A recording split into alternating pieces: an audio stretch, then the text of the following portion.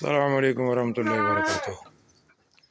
ये टाडा बच्चा जी आज हो गया है 4 महीने का। ठीक है जी, ये देखें, इसको थैले में डाला हुआ मैंने, थैले में मुंह छुपाया हुआ इसने। इसका वज़न कर रहे हैं जी 22 किलो जी। रुक जाओ रुक जाओ रुक जाओ रुक जाओ रुक जाओ रुक जाओ 22 किलो जी, 22 किलो हुआ है जी इसका। 2 महीने हमने इसे दूध पिलाया था जी, बकरी का, इसकी माँ का, और उसके साथ इसको हमने रखा है वनडे पे, TMR पे, और 2 महीने हो गए इसको टोटल TMR खा रहा है जी, और साथ लूसन भी है, और 22 किलो हो गया ये बच्चा माशाल्लाह।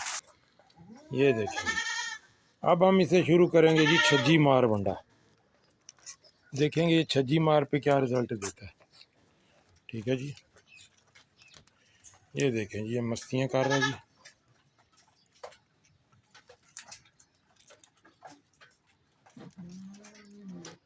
पीछे कर इसमें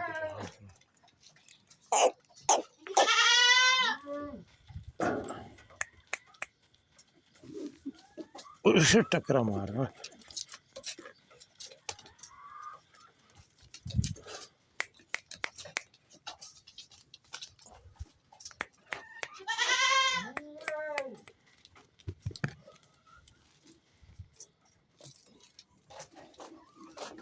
तो ये है जी।